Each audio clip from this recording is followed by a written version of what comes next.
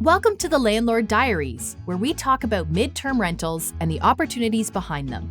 We'll share landlord stories, talk about maximizing investment potential, and discuss how to live the very best landlord life. This podcast is proudly brought to you by Furnished Finder, the leader and largest online marketplace for midterm rentals. Remember to like and subscribe if you enjoy our content. Hello everyone, we are back with another great episode of the Landlord Diaries podcast.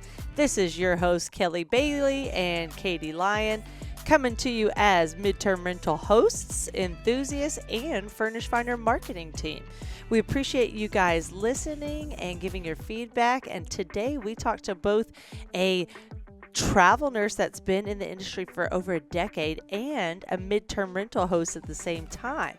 Katie, what did you get from Ricardo today? Yeah, Ricardo is an ICU nurse who's traveled, and he's also taken assignments at home as a staff position. But he's turned his duplex that he purchased into a house hack, but a house hack that he's made into room rentals for other travel nurses. So he's really taken his knowledge of the industry and the space and turned it into something that can benefit all sorts of nurses who are coming to serve his local community. He's done an amazing job, and he's really made the most out of his property, adding bedrooms and just making these great room rentals. So we're excited for you to hear this one, and hopefully have some great takeaways. And thanks for everybody for listening. And please remember, if you are enjoying this content, please share with someone else in your world that you think might benefit from it.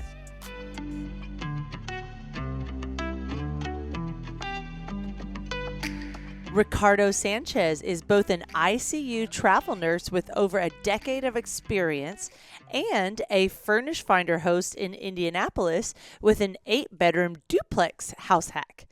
Ricardo, we're so excited to jump into your story today. Why don't you tell us how long you've been in the medical field and your experience with permanent and travel positions? Sure. So I've been nursing for about 12 years. I originally started off right outside Chicago, and I was in a progressive care unit. About 3 years in, I started traveling locally in Indiana first, and then I found a job down here in 2015 in Indianapolis, which the hospital, I really enjoyed it at the time, had a really good work environment. So I ended up taking a staff job there because they had a surgical ICU. They did a lot of open heart recovery, and that was just very interesting to me. So at that time, I was starting to rent down here, and after about a year and a half, I was just tired of paying rent. I was paying $1,200 for a 2-bedroom, 2-bathroom apartment. It was right by work, so it was convenient. And at that time, my daughter was in school, so it was great because she had her own room, bathroom, and so it worked out pretty great. But yes, I did get tired of paying $1,200 a month and not seeing anything for it. So I started looking at just buying a house. I was like, well, maybe I should buy a house. I like this job. This is, I think I'm going to stay in Indianapolis eventually. So I was looking around, and I was searching on the internet. I was trying to use my VA loan to put a down payment. And through those videos, I came across a few veterans that had started doing these house hacks. And so that's when I started learning about, okay, you can rent out the rooms, like, oh, it's almost like if I was renting the room to my daughter, she'd be paying half rent, So family house hack. Yeah, I was like, oh, okay, so I could see how that would work, it was pretty solid, as far as the concept goes. So I did find, after looking around, I didn't find anything near the hospital, but I found a duplex that was near the downtown area, like just, a mile from the city center. And when I saw how many rooms that it had, I said, oh man, this is going to be great because I can, through the videos I was watching, they were renting out room by room, which was one of the house hacks, instead of just, you're renting out a room that you're at the side of the house that you're living in with a duplex. It's a total separate unit. So I did talk to my real estate agent about that, about what I was trying to do. I wanted to get a multi-unit house so that I can rent the other side out. It'll pay for the mortgage like I had seen on the videos. Well, And he found one that was right downtown. And fortunately, this property had been in the past rented to college students in the same fashion. Like they were renting room by room. So when I did get here, you can see they had like some of the walls are still painted with the Greek symbols and their the college the college signs.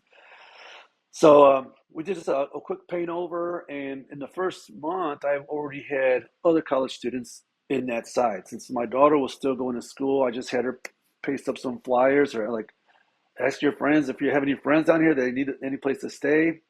And within You're the first giving me month, some fun flashbacks to yeah, college days. yeah, college days were fun. Luckily, there wasn't any crazy college parties here, not that I know of, at least, But I'm sure they enjoyed their time there.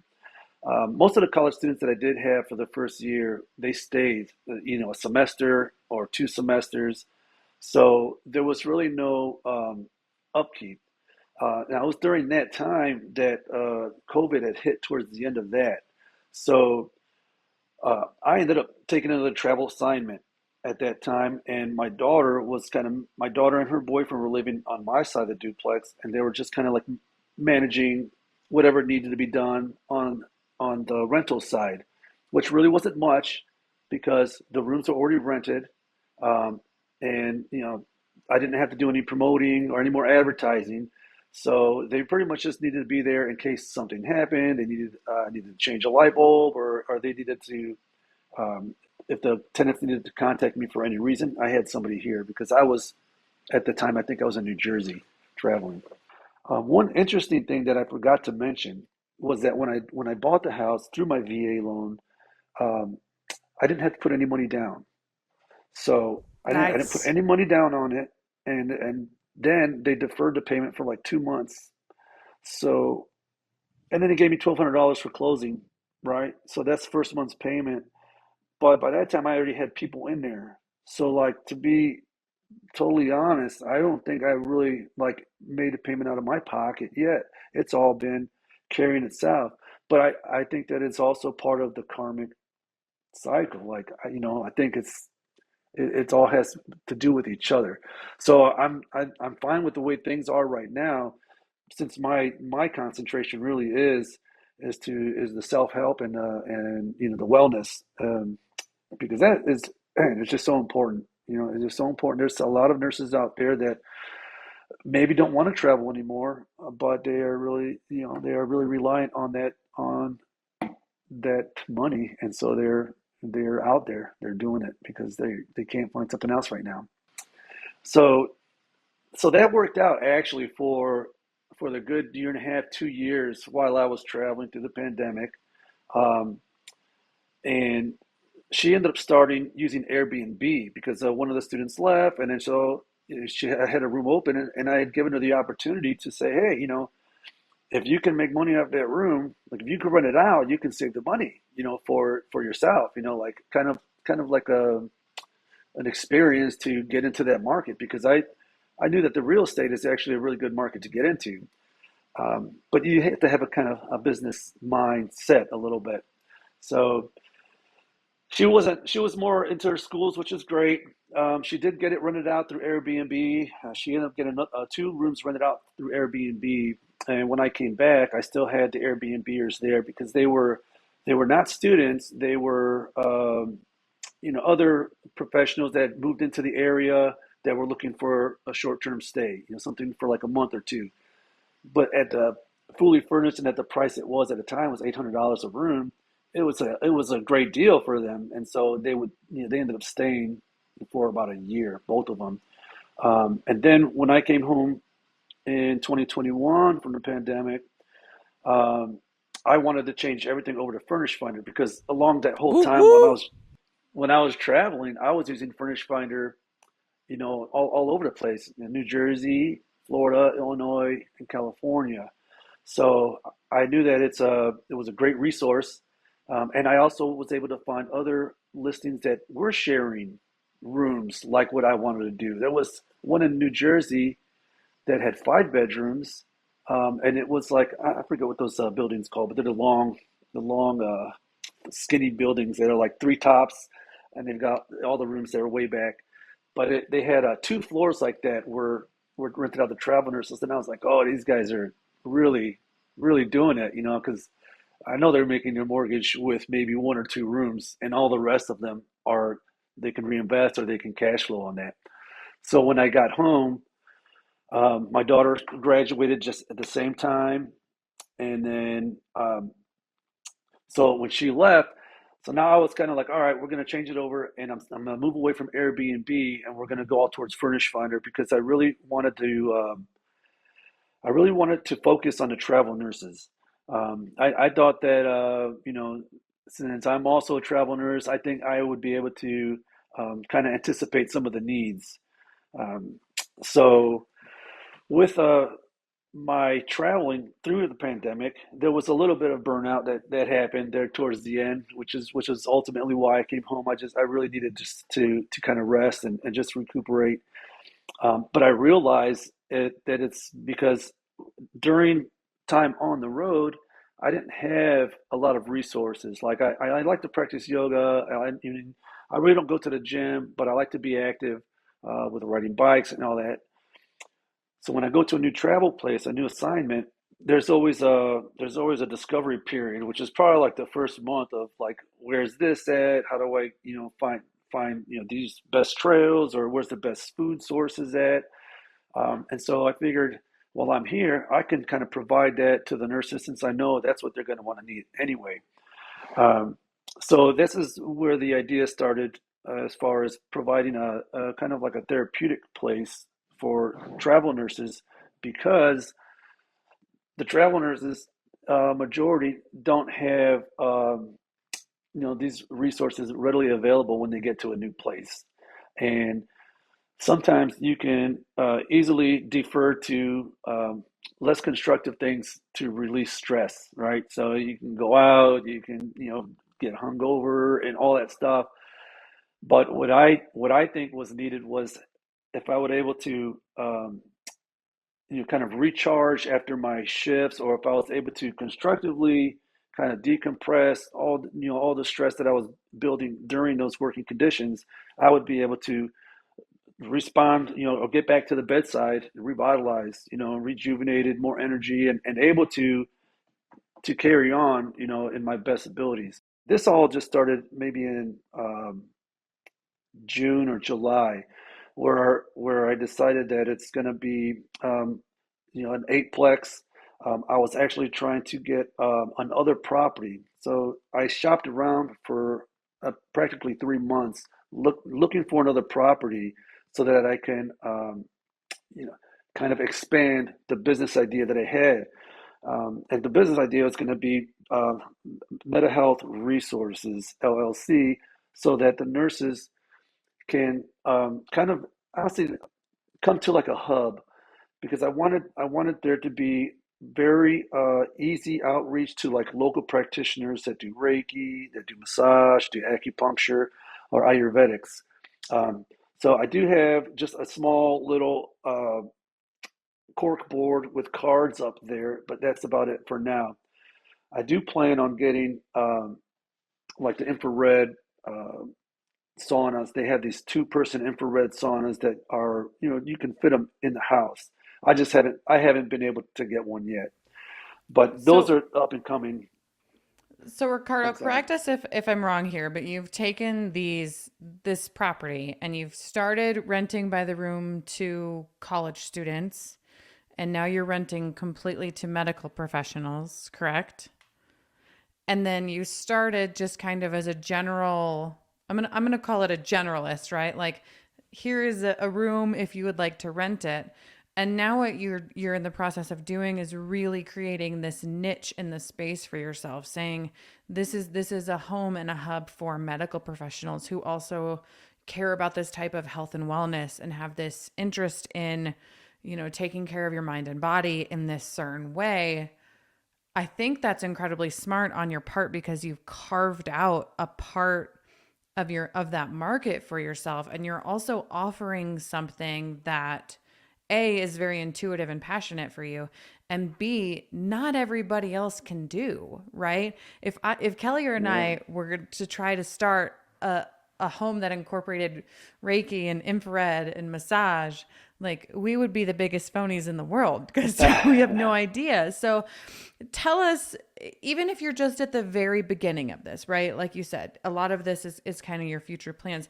How do you anticipate that will affect you as a landlord, whether it's the types of tenants that you get, the type of management that you need to do, the type of services you provide? How are you hoping that this all kind of benefits you as a landlord and as an investor?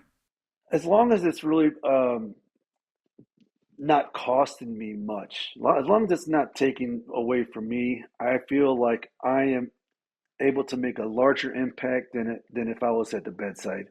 And the reason is because my perception is, if I'm at work, I work in the ICU, so I'll get a patient or two every day that I can, treat. Um, but if I was to have, say, 4 to 5 nurses that I had go to work every day that have been revitalized, that have been, rejuvenated through the therapeutics that I have in place already. So I've got like grounding mattress covers already that are in the rooms. And so even if people aren't into grounding, it's still going to help them. It's still going to help their body. I've got the extra water filters on the showers. That way they don't get all the chemicals that are coming in through the pores and all that. And I also provide purified water for those that want to drink. There's a purified water without the tap water. And then, like I said, I've got the painting, the frequencies, and that is more so for the psyche to calm and to kind of relax, um, inadvertently, not really trying to, because it does take effort for nurses to try and find those things and to really get motivated to leave your room and do that stuff. But if you're doing it, if it's happening passively to you just by being in the house, I feel like that that reserved or that replenished energy going out back to the bedside in 4 or 5 different nurses is just going to have a larger ripple effect to the patients and family than if it was just me grinding it out, 3, 4 days a week and showing up and treating the 2 patients that I do a day. I can reach more patients that way and have a larger impact. So the money part is a really almost like a secondary to the need, because the need is really there, and I know that the need is there because I've lived through it. So um, that's where I think that my real purpose lies. Today's episode is proudly sponsored by Furnished Finder, the ultimate platform for hassle-free midterm rentals. Whether you're a seasoned landlord or just getting started, Furnished Finder has everything you need to find your next tenant. With Furnished Finder, you can say goodbye to booking fees, markups, and commissions, and hello to direct bookings. If you're ready to experience all the benefits renting your property for 30 days or more, head over to furnishedfinder.com where you can list your property for one low annual price. We make it easy to get started. I love how you're just trying something out and integrating things that are important to you. So I am anxious to hear more about your duplex. So like Kelly said, I would love to just back up just for a second, because I know you mentioned that you worked with a realtor to find this property, but tell us more about like the actual setup of the property. And to give a little bit more information for our listeners here, we've talked already a lot about house hacking, and I know most real estate investors are familiar with that, but if you're new or unsure what that is, hacking traditionally refers to, instead of purchasing a single family home or condo or something, you would buy a duplex and you would rent out the other half that you live in to help offset your mortgage. But like you said, you can also do that in other ways by renting by the room. So you rent those other bedrooms to offset your mortgage. You could have an ADU that offsets your mortgage. Anything like that where you're using your own house that you're living in to create income and offset some of your expenses. So tell us more about your property, what it looks like, and then like Kelly said, what you turned it into. Sure. All right. So when I found the house, it was 1 mile from city center, and it's like 2 miles from. We've got 5 different hospital networks inside Indianapolis, and they all have their north, south, east campuses. So there's a lot of travel nurses that do come through Indianapolis. Let me pause real fast. I'm gonna give a quick tip, Furnished Finder tip that we don't always get to talk about. Because I'm in the same type city. They'll put in, I'm going to be working at Seton. I'm like, okay, great. There's like 3 Setons. So rather than when especially in large metropolitans, they're already getting bombarded with messages about check out my property, because we know tenant leads is a sales opportunity, right? So what you can do is, if you don't know which hospital they're referring to, in your tenant lead, click send message, then click view profile, and you will see which properties they have favorited, which can give you an idea of what part of the city they're looking in. All right, keep going. Ah, that is a pretty good tip. I mean, Uh-huh. I did realize that just not too long ago about looking at your favorites because I was looking at my favorite. I mean, I actually just used Furnish Finder to find a, a place in Fresno starting in February. Uh-huh. So And y'all don't worry about the if you're watching, don't worry about the people walking by. We're all homeowners here, and there's a furnace getting fixed, and that's a good thing, right? yeah.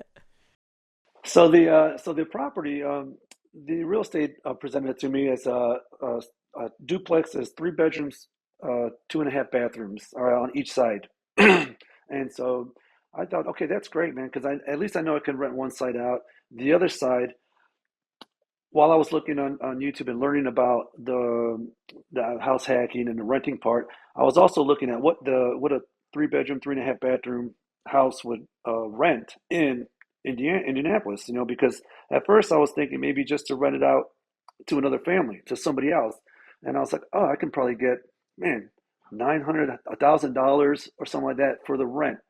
And I was like, well, I mean, that's not going to cover the mortgage at the time. My mortgage was 1,200.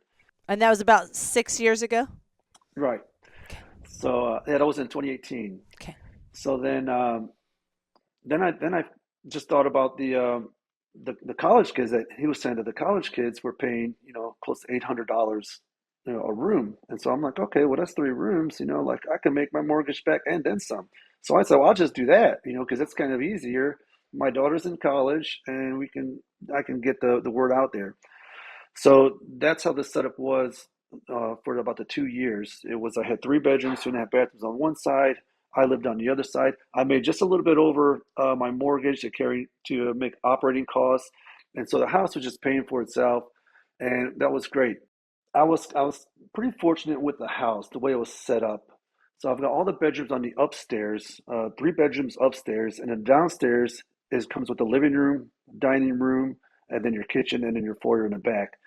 So what I did on the first rental side is I got a contractor to make a door into the dining room, okay, and then we built a deck around from the front porch around the side of the house. So when you come up the front stairs, you can walk around the side of the house to the door, and then the living room, I put a wall and a door there, and that turned it into just another bedroom.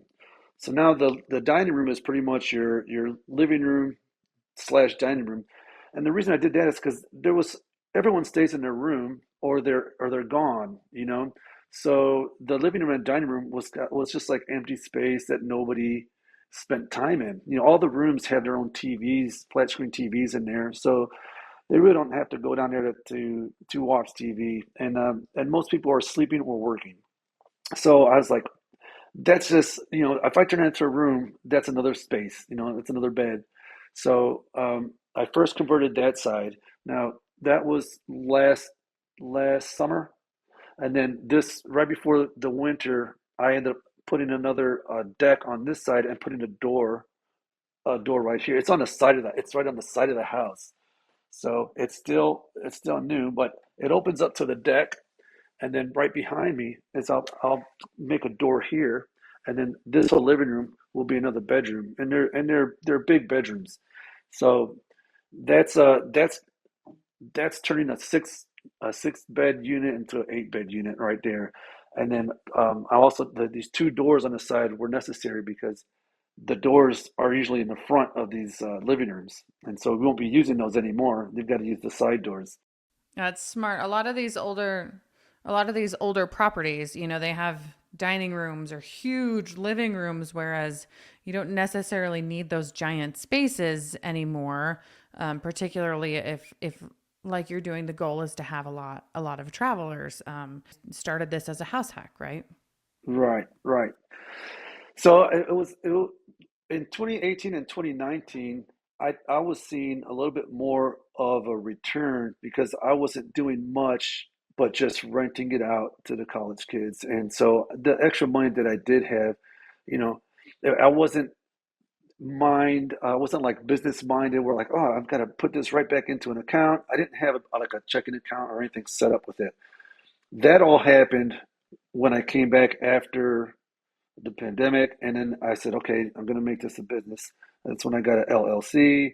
I ended up getting a checking account for a business checking account, and I started running everything through Furnished Finder because Furnished Finder has KeyCheck, and KeyCheck keeps records.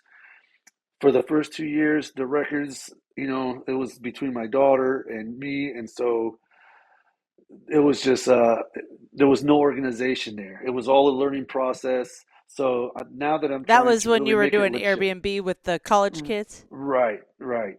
So, but now that it's like I'm really trying to do a business with LLC. It's like I've got to have paperwork. I've got to save my receipts and everything like that. Hey landlords, are you ready to level up your rental game and simplify your midterm rental business? Well, get ready to meet your new best friend, KeyCheck. KeyCheck is your all-in-one solution for stress-free property management. With tenant-paid screenings, online rent payment processing, custom lease creation, and a suite of incredible landlord tools, you'll wonder how you ever lived without it. No more chasing down checks or sifting through piles of applications. KeyCheck helps you organize and manage all things landlording in a simple and efficient way. Make landlord life a breeze with KeyCheck, the game changer for modern property owners. Visit keycheck.com to unlock the power of stress-free property management and take your rental business to new heights. So let's go through some quick hitters on the room rental side. So we're going to these will be like quick 30-second answers. You mentioned already a little bit about the cleaning. Are you cleaning just when someone moves in? Are you doing a monthly, a bi-weekly cleaning? Like, what's your cleaning schedule like? So every other Wednesday is when I have a cleaning crew come in. They do all the common areas. They wipe everything down. They do the bathrooms. Um, The only thing they won't do is they don't go into the private rooms. Each room has a deadbolt lock with a key, and so everyone is asked to just keep your private material in there, anything that you don't want, the common use. Um, but I do have a living room with a TV and all that, but no one really relaxes there because they're either at work or they're in the room sleeping or minding their own business a lot of times. Yep, yep. So let's dive into the room portion a little bit. You're getting ahead Sure. of me. I only asked about the Sorry. cleaning so far. Sorry. But no, that's a great transition. So in the rooms, we already know you have a queen bed. You also provide a TV in each bedroom. Is it a smart TV? Like, do they have to log in to their favorite streaming sites? Like, what's the TV setup like? So they're 32-inch flat screen smart TVs. They are connected to the Wi-Fi. I have high-speed Wi-Fi that's free. All the utilities are included. Now they could sign up. It is capable of streaming from their phone as long as they connect their phone with Bluetooth or whatever. So either they can sign into their account on the TV or they can use their phone. But the TVs have been fine. I provide everybody with towels and a wash rag. Initially in the laundry room, there's a linen closet that I just have a whole bunch of extra towels, rags, and stuff. So if they want, they can access those. It's open. But usually, the washer and dryer are in there, so they can wash their own towels and stuff like that. I think an important one to emphasize in a room rental situation is the idea of being able to get ready in your own room. So if you are shower. If it's a shared bathroom, well, someone might need to shower while someone else is putting on their makeup or doing their hair. So I think it would be good if you are doing a room rental situation that you make sure you've got a mirror and some sort of desk or something where, those that want to get ready in their room can, and think about the towels as well. You don't want to encourage them to throw their towel on the bed or on the floor. So make sure you've got a towel rack hanging Mm, in each of the okay. rooms as well. What other things have you found are important to have in each room? So I do have a desk, and then each room does have like a full size dresser with the big mirror. One of the rooms has a standing mirror. But I also provide, a lamp that has USB, charger hookups on there. Um, some of the beds have the rollout. Uh, what are they called?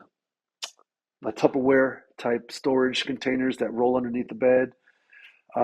Hangers in the closets. All the rooms have a closet except for the living room that's down here like this. I put a one of those stand-up um, closet, like the Like a racks. wardrobe. So Yeah. like a wardrobe rack, I put that in there, and then they all have a desk with a chair, so that if they do homework or anything like that, or study right on their use their computer, they have somewhere to sit and a desk space as well.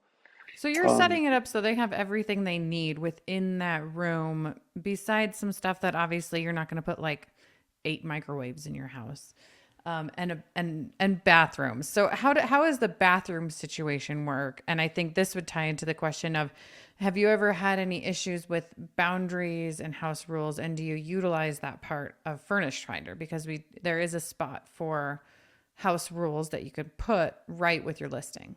So, not really issues. So the bathrooms, the one upstairs is a full bathroom. It's got the tub, the shower, and it's a full size bathroom. Next to that is a half bathroom. That's just the toilet and a sink. Now that is connected to one of the rooms, so I lock that off to someone if they pay extra $50 to have that a personalized restroom for themselves. And then downstairs, it's a full bathroom, but it's only a stand-up shower. So the stand-up shower but I've not had any issues with, not that I've been made aware of, with people conflicting schedules or anything like that. We did have one person, this is at the beginning, that would always put their shoes. I don't know why they put their shoes in the bathtub. Like they take the shower with their In the shoes on. bathtub? Yeah, yeah, I know. But I mean, it's something that you would just run across. I don't know when, but I mean, I had to ask him to like, can you not put your shoes wet in the shower? Like I don't know. It was just kind of strange. That is But strange. that is the only really thing that I can really think about being an issue. I did put in a new bathtub on the actually on both sides now. I just finished putting a bathtub on my side, but I had a contractor put in a new bathtub on the rental side. And once I saw him do that, I thought I could do it on my side. It's, Oh, it's been about nice. it's been about 2 weeks today, but I'm finally finishing up. I just painted it yesterday, so That's not but bad. it took me a little bit to kind of to fit it in there. I didn't know how to do all that, but we're good to go on that. Good. Um, So let's wrap up with these quick hitters. So you've got the shared spaces. I think the last one I want to talk about is the kitchen area, because if you're sharing with 4 bedrooms and one kitchen, how many refrigerators do you have, and how do you kind of give people their own personal space in the kitchen? Yeah, so when I bought the house, came with all the appliances already, on both sides. So it had one refrigerator, and that one did kind of get crowded. And it only took me about a year and a half to get another refrigerator. Say, okay, I need two refrigerators because then we got the fourth room. I got even a third refrigerator, just a smaller one. But that's what I have in the laundry room. So I have your one main refrigerator, and then I have another full size refrigerator and a small one. They don't get packed anymore, but sometimes you'll have a tenant that wants to put all their bottled water all their bottled water in the refrigerator. So yeah, like So use a it's those couple at a time, but they want to put all. little communication pieces. Like you don't mind Yeah, getting in there when there's something abnormal or that someone actually comments and says, "Hey, this is a little strange."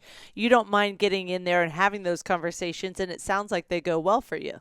right. Yeah. So when I screen the tenants, we talk before um, before they rent, and I've been fortunate to just always establish a pretty good relationship, open with all the guests, and so they haven't seemed to be hesitant to tell me if there's a need or there's a concern or anything like that. So I feel like it's been pretty open both ways through with all the tenants that I've had so far. Good. Okay, let's dive further into the screening process because a common chat on social media groups for midterm rentals is nurses are already screened so much that do you need to screen them for the rental? And being in the medical field, I would love to hear your perspective on that conversation. And just FYI, Furnish Finder, Key Check, we do always recommend screening anyone over 18 years of age in the home. It just that is your first line of defense to get to starting off correctly with getting the right family or the right person in your home. Yes, I agree with that as well. Um, I think you should screen everybody, because when it was Airbnb, that screening is a little different. And so when I had the Airbnb guests here for a while, um, it would have been helpful to me or to my daughter if I knew that they were actually nurses and that they were going back and forth to the hospital. I think we had one that was I don't know if he was working in an engineer or what, but he was the one that would always put his shoes in the shower, but it's so greasy. Like I don't know what he was doing or what he worked at, but so now even with Furnished Finder, now you get people who are requesting or trying to book, but they're not nurses. Or I've had people that have said that they're nurses, and then when I go to screen them, they get funny, and then it take a while, and then, well, I'm not actually an RN per se, I'm an LPN, and I'm like, well, see, that's just like, I'm lucky I decided to screen you, or else I would have had you here, and who knows what else you would have told me, I don't know. Um, I've also had people that have rented in the past come back and come back and try to say they're a nurse, but they're not because they remember that you're not a nurse, but they like the place and the price wasn't, the price is actually good for Indianapolis. So and what you get when you get a whole house, you get your room, and so they were trying to come back, even though they knew that I was moving towards travel nursing. This is my focus. This is who I want to cater to. I leave the prices low because I know it's travel nurses. If I was going to rent to outside, I would raise the price up. And I think one more thing you do is you tap into that Furnish Finder travel profile as well. As hosts, if you don't have your Furnish Finder landlord profile built out, you need to do that as soon as you stop listening to this episode because that is a way for travelers to verify you are who you say you are and find that connection of why they would want to stay with you.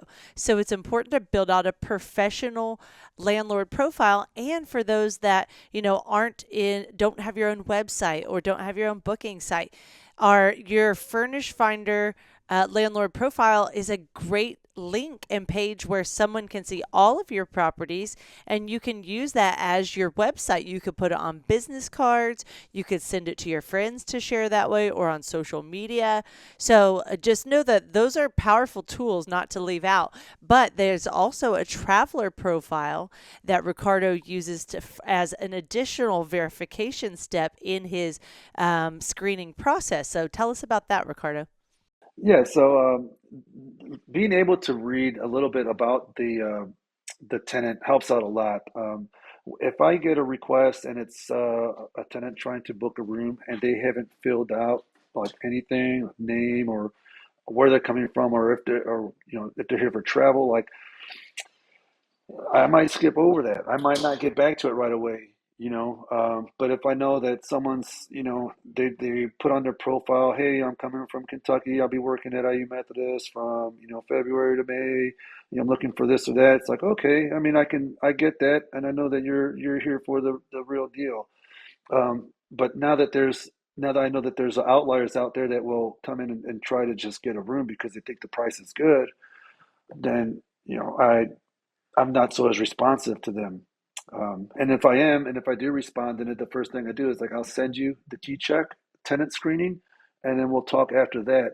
So what I do as well with the tenant screening, since it's about 35 or $40, I think, for the tenant to pay for their screening, I will reimburse that. If we move forward with the rental, I reimburse that with the security deposit. I put that back on top of their security deposit so that it's not a cost to them after all. But if we go through the screening process and they don't pass, then I mean, I don't reimburse them at that point. It's with Furnished Finder being a lead generation site for direct booking, you get to have those conversations with your tenants. You get to do the tenant screenings. You get to message them, chat with. I actually had a tenant once who said, hey, do you mind if we FaceTime real quick? Like, I just would love to know more about you. Like, I want to actually see your face and make sure that what I'm thinking is the same. And they wanted to feel secure about everything. And I think all of that is so great because you don't get those options if you have a booking that comes over Airbnb or Vrbo or OTAs like that. But when Furnished Finder is all about making those connections and giving you the opportunity to make the right match. Now, of course, you need to be within the equal and fair housing laws and everything like that. But the point is that we're giving you access to the resources, the leads to make those connections and make sure that the right tenant gets with the right landlord. And that creates the best relationship and the best stay. And everybody ends up the happiest, right? Is when you get some control. One thing Dave and I do is we put our landlord profile or our landlord picture in our photos, so that as they're scrolling through the photos, not only do they see the properties, but they get a glimpse of who their landlord team would be as well, to start building that trust right from the photos, which is where we know everyone starts. If they don't like your photos, they're not going any further unless you've got like some ridiculous price that they want to know more about. Like, the photos is always where you want to put your most effort in describing the place and setting it up right. So, Katie, unless you've got anything last questions that you want to wrap up with, I think that we've had such a great discussion, and we can go ahead and wrap it up until next week. What do you think? I think that sounds great. Ricardo, thanks for being with us. I hope your furnace is working by the time this podcast recording is over. Right. How would we always put in the show notes how someone can follow up with you. And we all know Furnished Finder listings typically have a phone number. You can call the person, or you can reach out through like messaging of Furnished Finder. But is there any other way you want them to connect with you? Yeah, so if there's anybody that wants to reach out to find a room and see if I have any availability in Indianapolis, you can call my phone or text me on my number is listed on my Furnished Finder profile. I do have an Instagram for the Travel Nurse Oasis Club, and it's just Travel Nurse Oasis Club on Instagram. It's still very new, but I'm trying to grow the amount of followers and stuff, so that once I start posting and expanding, that I'll have a base already out there. Perfect. Well, thank you so much for being with us today, Ricardo. If you are loving our you're welcome. If you're loving our show, don't forget to like, subscribe, comment, share with a friend.